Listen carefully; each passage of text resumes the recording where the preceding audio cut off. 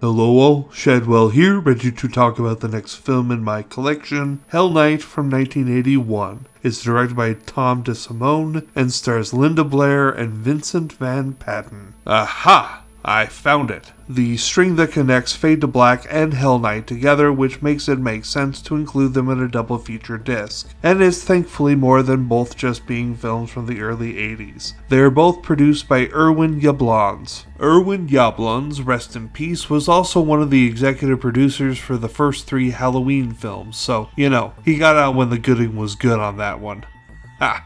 Hell Night is not the movie I remember, but I don't want you to think that means it's no good, because that isn't what it means. See, when it comes to subgenres of horror, I have one very specific interest that I love. Films where a group of co-eds have to stay overnight in a supposedly haunted house, and while they're scaring themselves silly, the heads of the fraternity or sorority or both are rigging the house to make spoopy things happen and scare the crap out of the co-eds. But, of course, it turns out the house really is haunted and everyone gets trapped in said house and start dropping like flies. It is a very specific type of film, and so not a lot of films I'm aware of actually fall under it, like this film, The Hazing, Sorority Babes on the Slimeball Bolorama. This is a very niche type of film, and so while there aren't a lot of films that fit exactly, there are several that are close to a fit, like One Dark Night, Night of the Demons, an episode of Tales from the Crypt that I barely remember, and others that I can't seem to come up with off the top of my head right now. Anyway, Hell Night is about 4 pledges having to spend the night in a supposedly haunted house that turns out to be haunted by the very real deformed son of the family that lived there last. And of course,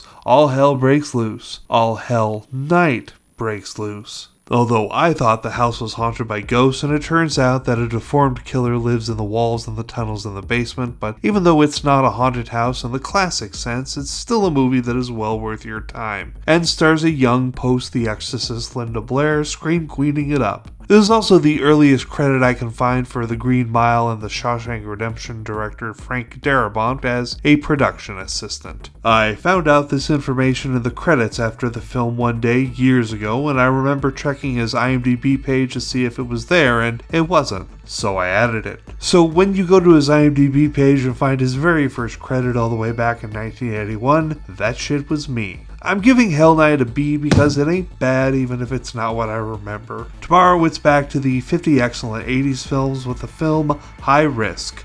See y'all then.